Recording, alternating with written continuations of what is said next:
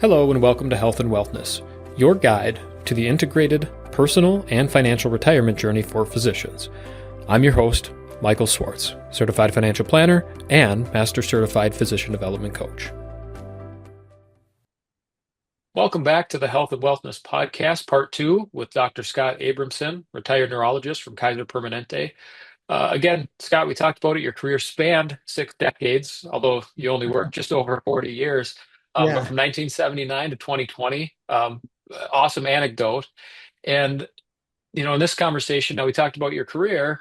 Now we'll talk about what you did to prepare for retirement, what your experience was like in that transition. And specifically, you mentioned a really great opportunity about kind of revisiting that spousal relationship. So a little bit of foreshadowing here on what we'll be talking about. Where would you like to start us off here as you start to talk about maybe the later part of your career and what you did to prepare for your retirement? Well, I retired in January of 2020.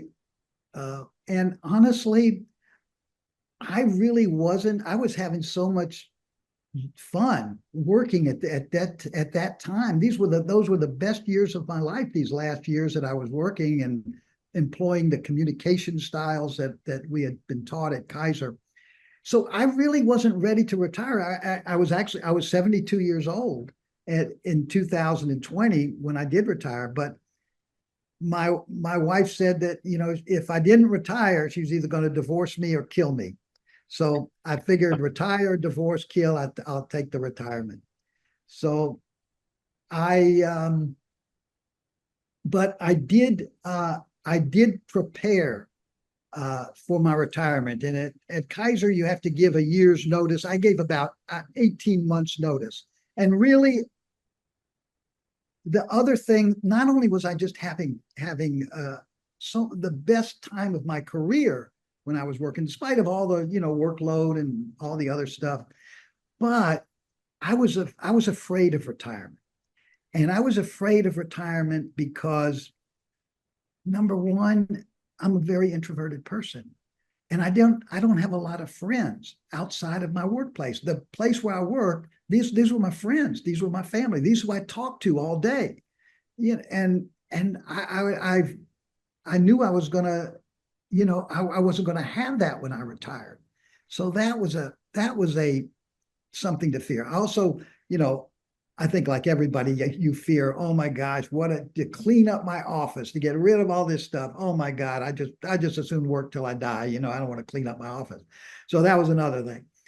And the other thing is that I realized, I mean, this is kind of sick, but I realized that I often used my work as a way to get out of, and I mentioned I was an introvert, to get out of social engagements. So it was like, oh, my wife would say, oh, we're invited to this dinner party. And I would go, oh, sorry, dear, I'd love to go, but I'm on call that weekend. I just can't make it. I'd so much like to. So now if I'm retired, I'm not going to have that excuse. So I don't have to go to these dinner parties or cocktail parties or something like that. So I was,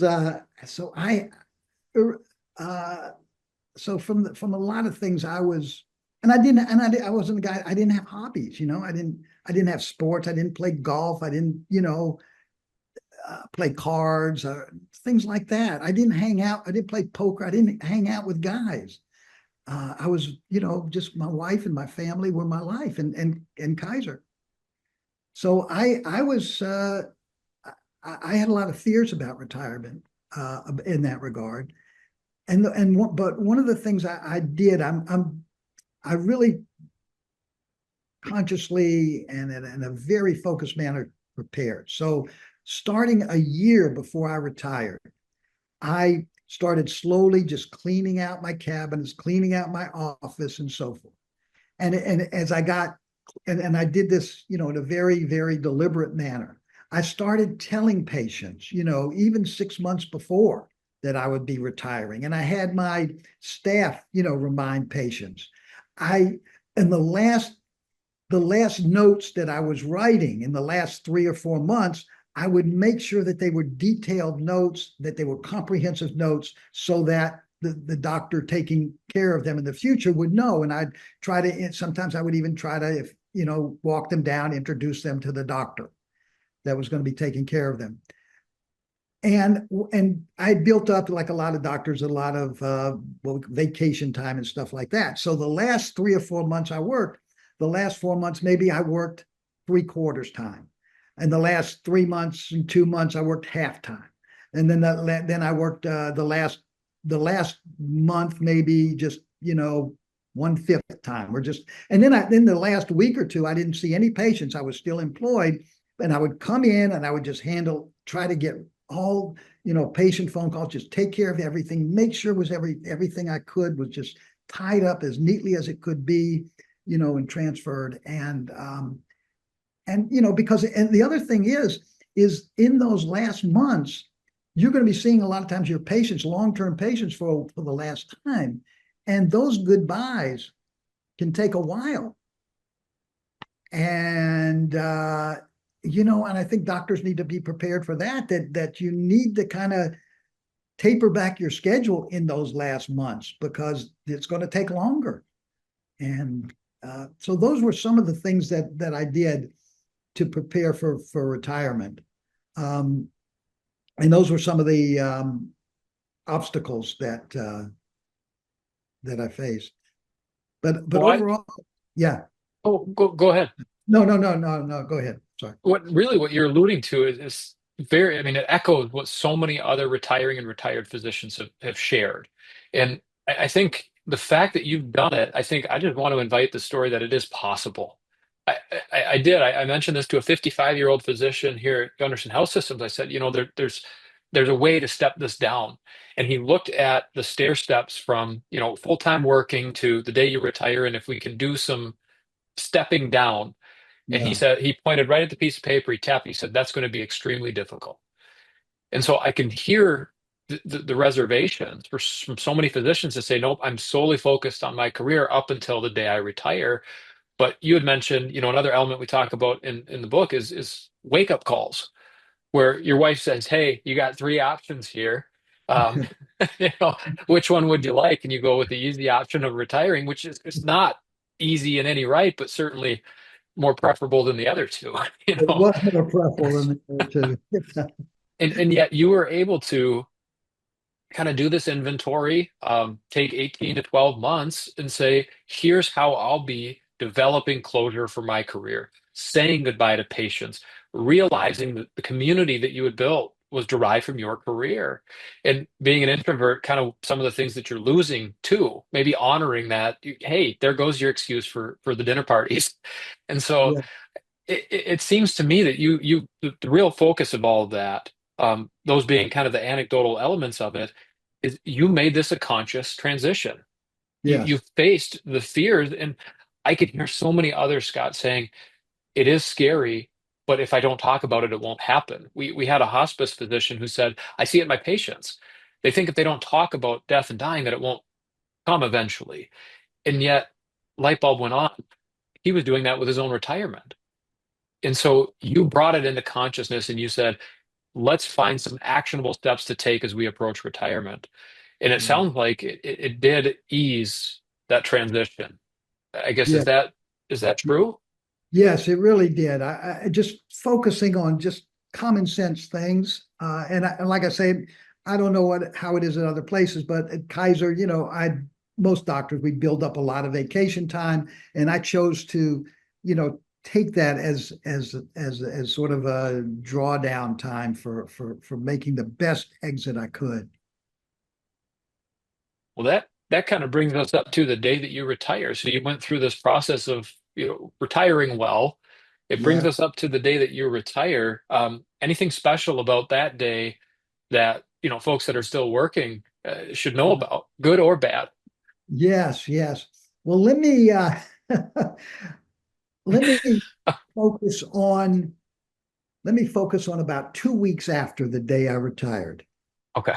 So about 2 weeks after, um, it's early in the morning. I'm still getting up early. I feel like I can't. I got to get up at 5 o'clock, because that's what a working person does. So anyway, I'm getting up. I use 5 o'clock. And I'm going to stop at Starbucks, which I usually do to get a cup of coffee before going into work. And as I park the car and I'm walking into Starbucks, I see this woman coming from the other direction going to Starbucks. I know she's going to Starbucks too. Now, I figure if she gets there before me, it will take another like 57 seconds for me to get my coffee. So I'm thinking to myself, I'm not going to let this happen. I've got to save those 57 seconds. So I sort of pick up my pace, not in an obvious way, but like I'm sort of a little, healthy jog type thing, because I want to beat her to the coffee line. And so I get there, and all of a sudden I realize, why am I doing this? I don't have to go to work. It doesn't matter if there's 57 seconds later than I get my coffee. And the reason I tell you this story is because that mentality, that beat the Starbucks coffee line mentality stays with us. It's like we always are competitive. We always got to get the upper hand. We always got to be there first. We got to be we can't waste time. And that mentality that's what kept us, I think, a lot of us, good doctors and proficient doctors, and made us a success that we had professionally. And it's that same mentality, but you just can't get rid of it once you retire. And it's so. And by the way, I beat her to the line. I just want you to know. But it's that mentality that still now that still drives it drives me to some extent, and I know a lot of my colleagues. We've got to feel like we're doing something. Yeah.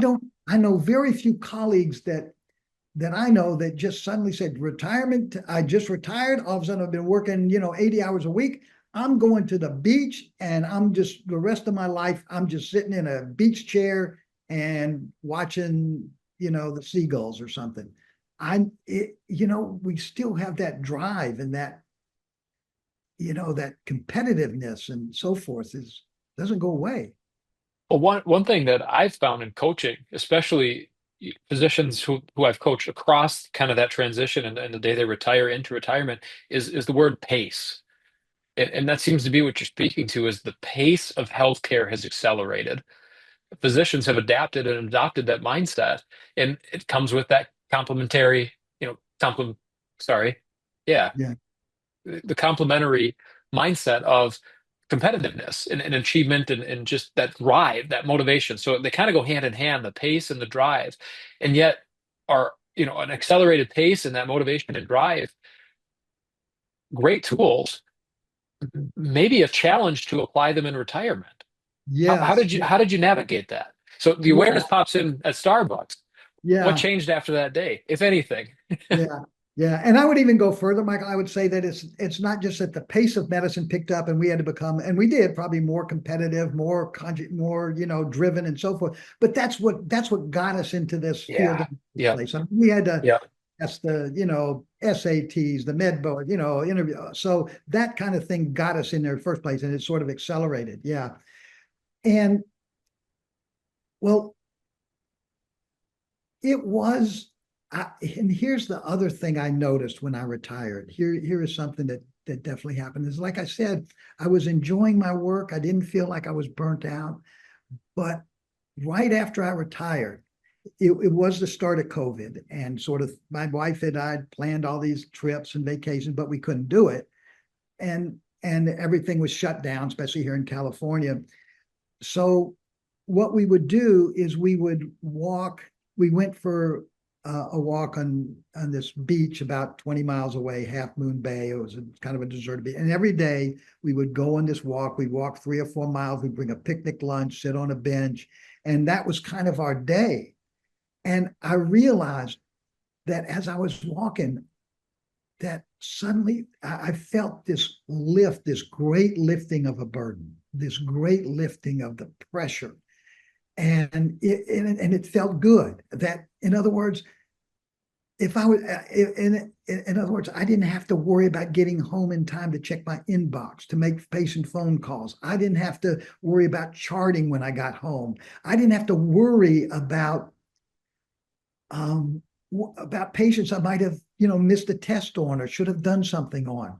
I didn't have to do that. And this great burden had lifted.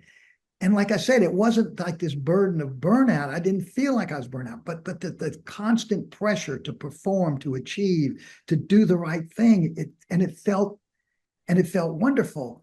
Uh, Although, and let me tell you about it. I want to just tell you a challenge about that.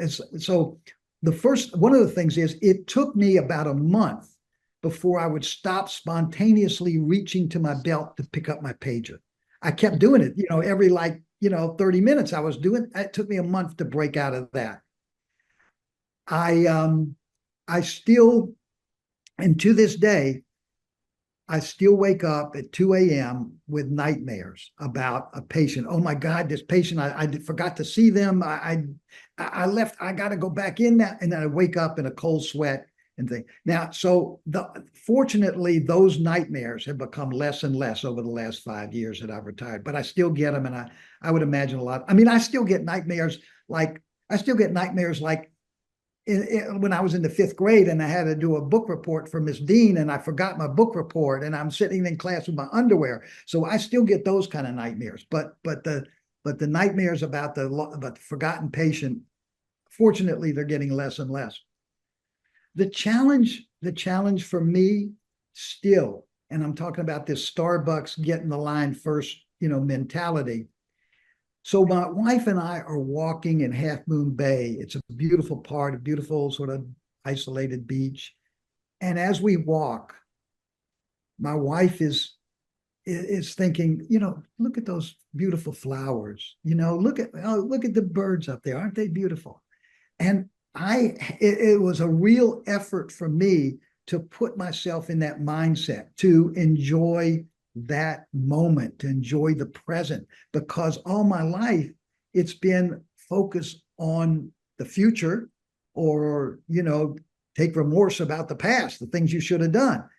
And so I find myself, even though we're walking, my wife is enjoying the sunshine, I'm thinking, I'm not thinking, I'm thinking, now I don't have to worry about patients when I get home, but what am I going to have for supper? Should I go out to eat? Should I, I've got a phone call to make to somebody. I should be checking in on this person. So it's always, I'm walking there and there's always this to-do list and I'm not focusing on enjoying the present. And it's a constant battle. I'm trying to get better. I'm trying to enjoy the birds and the flowers and the sunshine. And I can focus on it for brief periods, but there is this and I think in a lot of doctors, there is this drive, this energy force that you've got to be doing something. And usually that voice tells you you've got to be doing something useful. Mm-hmm. And it's so it contrasts from the being present. It has Yeah. no real. It sounds utilitarian, so to Yes, speak. it is. Yes, yes. It's very utilitarian. It's very practical. It's not soaking in the joys of the present. It Yeah. really isn't. And yeah, so that kind of thing has been a struggle for me, the mindset struggle of of that we all have had, and people that go into these competitive professions and so forth. So I'm trying to do better. It's been 5 years. Maybe I'm doing a little better. Well, yeah, and I appreciate you saying that, Scott, because I think a lot of folks think, well, I'll get into retirement, it'll be the highlight reel, and as we know, it follows a bit more of this Dunning-Kruger effect kind of peak, and then there's this valley of uncertainty, and you really need to work through it to get to the more comfortable, sustainable Yeah, behaviors of retirement. And you're saying, hey, 5 years into this thing, and I'm still a student of retirement. And yeah, I'm curious too here, Scott, if we can pull some of those fears that you had about retirement and maybe draw them forward and say, what were some that came true? What were some legitimate fears that called you to dealing with some real issues? And what were some of the fears that maybe you had about retirement that never really came to fruition? And in doing so, just as a closing thought here, I just want to say thank you for sharing about these nightmares and some of the more challenging parts of retirement too. It, it's going to allow a lot of people to feel a lot more comfortable with the fears, reservations, and real experiences that they have about their own retirement. Um, so thank you first and foremost for bringing that forward. And then, yeah, some of the fears that you maybe anticipated that either did or didn't come to fruition. Yeah, yeah. So, just to get back to what you said, Michael, if someone is listening to this podcast and they say, "Gosh, that's right," I use my call schedule to get out of dinner dates and something. I do that too, but I'm too embarrassed to admit it. I'm ashamed to say it. So if I can bring that person out of the closet, so to speak, and say, you're not alone, my friend. We're gonna, we got a support system for docs who use the on-call system to get dinner dates. It'll be HIPAA compliant and whatever. Yeah, So if anybody feels that, if that resonates with anybody, I'll be happy. So the things Michael, it actually turned out and it worked out well for me because I've found things, and this was after a period of time because COVID was sort of devastating for several months and years, it did. But I really found things that appealed to my passions and appealed to that part of me that said, Scott, you got to do something useful. You got to do something useful. Uh, and this goes back, like I said, my father was a traveling salesman. He sold vacuum cleaners. Actually, he sold vacuum cleaners in the Midwest through Milwaukee, and he may have sold your grandparents a vacuum cleaner, the Ace Electrolux vacuum cleaner. I was born in Des Moines, where he was working, and so and he always wanted me, his son, to not have to, what he said, beat my brains out. Get a profession. And I can remember as like a 12 years old, I would like to read Sports Illustrated. And I mean, not just the swimsuit issue, but the Sports Illustrated stuff. And if ever he called me, he says, "What are you reading that stuff? What are you reading that stuff? Get an encyclopedia, read the encyclopedia." So the idea of relaxing and reading Sports Illustrated or just whatever is like it's kind of not doesn't sit well with me because I can hear my father's voice. May so rest in peace. So, but I have found things that appeal to my passion, and they've really made these 5 years the happiest, the most rewarding years of my life. They really have. Um, What advice would you have for folks who are facing retirement, don't know what those passions are yet, and maybe that fear becomes an inhibitor to exploring what those passions are beyond medicine, beyond their career? Yeah. See, I was lucky. I was lucky in that I knew what my passions were during those last 20 years I retired. My passions were communication, physician wellness. So I knew I was lucky I had that calling and that passion. So after I retired, I looked into enterprises that I could develop those and use those. And so I got into those things, and I could talk to you about some of the organizations and enterprises that I've gotten into because of that. But I guess I haven't thought about that question, Michael. But I guess I would tell them, just take inventory and say what do you really what gives you pleasure, what gives you satisfaction, what makes you feel like you're doing something worthwhile. And maybe it's something like, teaching Sunday school, or maybe it's like, working in a soup kitchen, or maybe it's just, whatever, being physically active, learning getting better at golf, getting better at hiking, getting better at pickleball or something like that. But, I guess maybe being a better grandparent or parent. So I would guess I would have to say is think about what gives you the most satisfaction in your work outside of your working life, and try to develop that in your retired life. Well, that's such a powerful statement, Scott, because the whole concept of the health and wellness model is the VIP retirement of discovering values, identity, and purpose beyond Yeah, your career.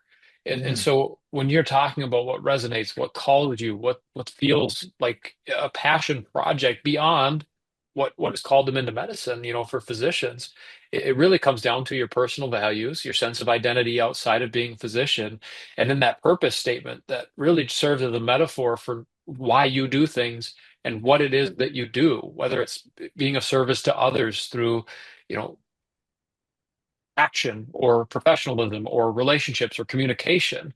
But what called you to something bigger than yourself, right? It's knowing yourself well enough, the values and identity, so that you can go out and serve that greater purpose in retirement. And you mentioned you found those things rather quickly. It sounds like because you knew the things that brought you the greatest value, you knew beyond being a physician what resonated with you and what drew you to being really the best version of yourself that you could be. yes, yes, yes. And I think that most docs have that inner drive to be of service. Yeah. That phrase, be of service, and I've seen so many of my colleagues who retired is they transform that inner that inner drive to be of service, and so many of them are going on medical missions, Africa, all sorts of places. They're working in charity clinics. They're mentoring other physicians. So many of them are, you know, comporting with that inner drive and inner passion and doing those things. Well, then what a blessing on this retirement transition to say, 5 years ahead, there may be some fears and reservations, but 5 years in, there's so much positivity, so much ability to repurpose, so long as you're willing to do that work, so long as you're willing to be conscious kind of about this iterative process of checking in with yourself, calibrating, taking action, checking in, calibrating, taking action, and over time, really developing a life in retirement that's fulfilling. And one of those positive elements that we talked about, Scott, kind of in our pre-dialogue, that I'd love to have you share more about that we don't typically touch on, but you were going ear to ear with just the relationship with your wife and how Yeah, spousal relationships are affected. Not only can you not get out of the dinner party, but you mentioned that I married you for better or worse and for life, but maybe not for lunch. And yeah, yeah, retirement is 24/7, 365 with your spouse. So would you mind sharing a little bit about that positive element of your retirement?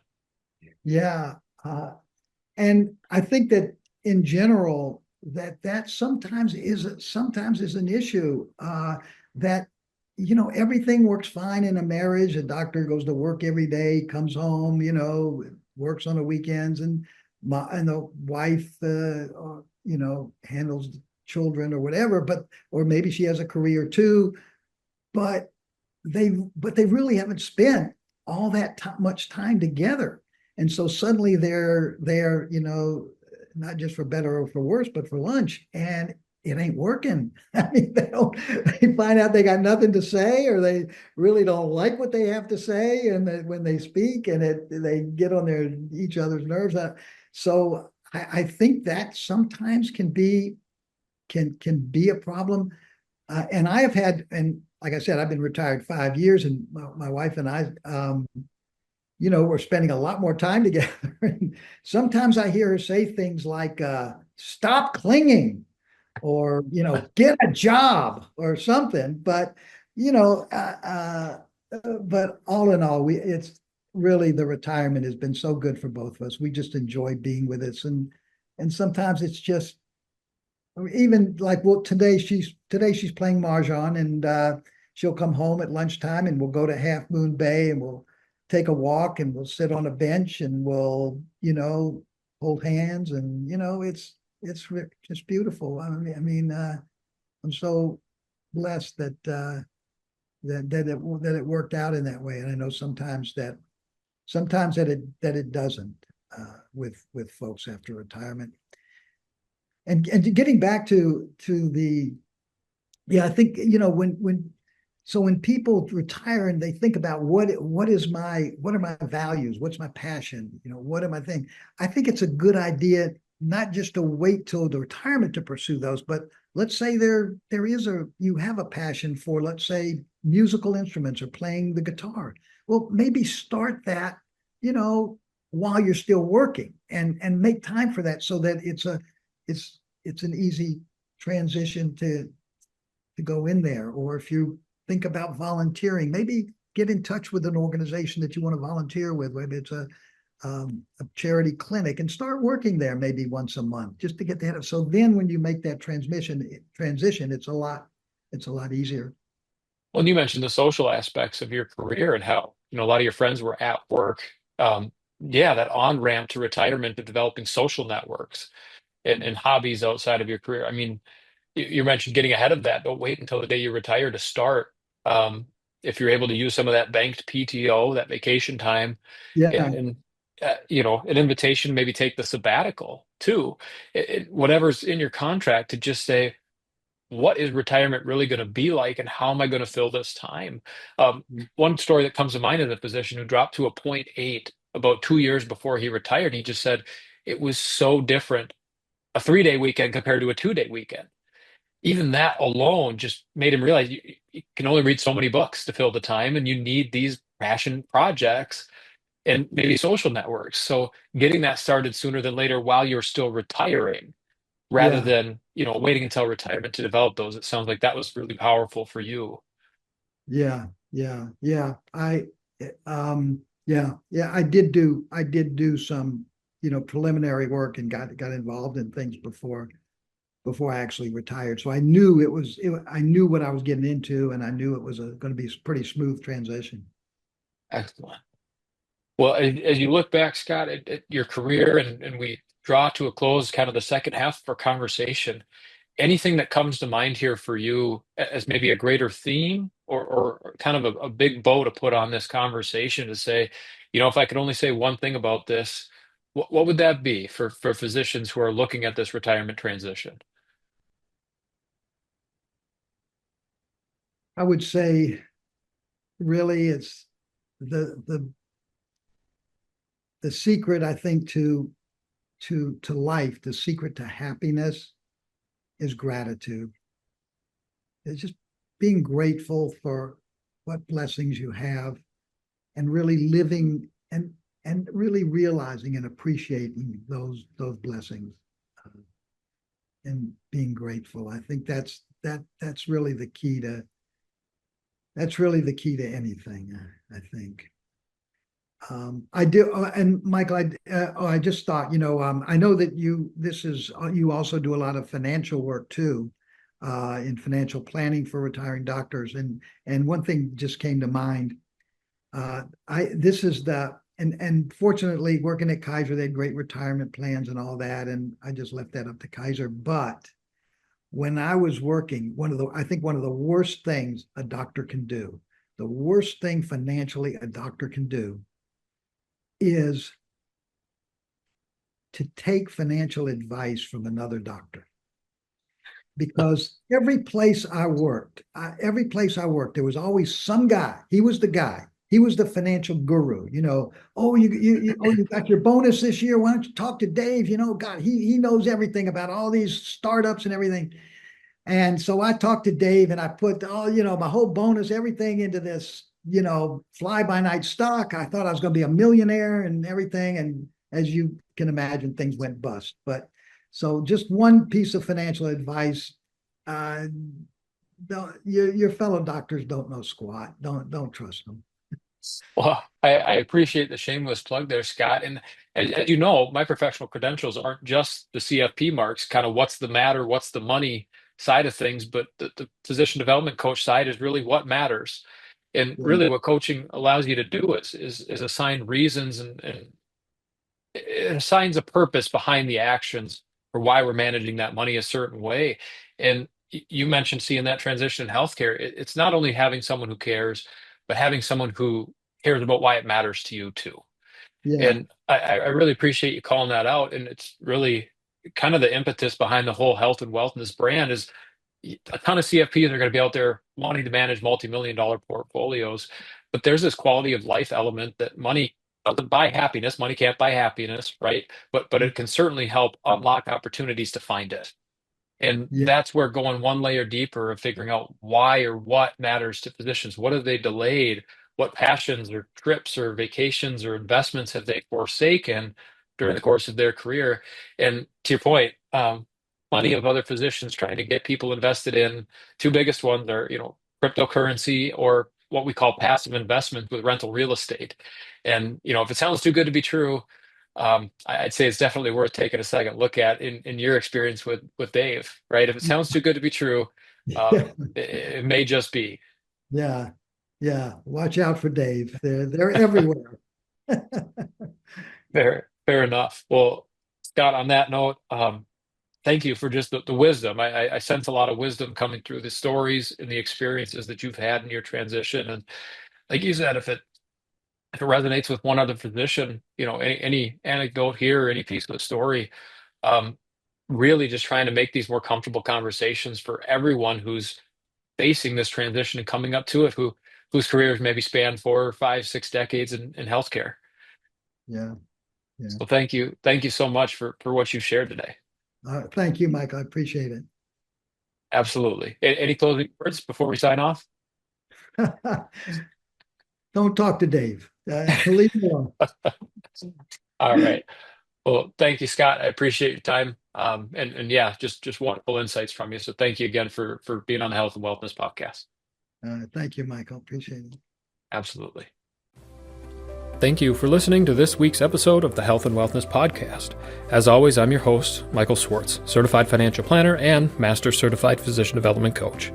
If you're looking for additional resources for integrated physician retirement planning, please visit healthandwellness.com. We'll see you in the next episode.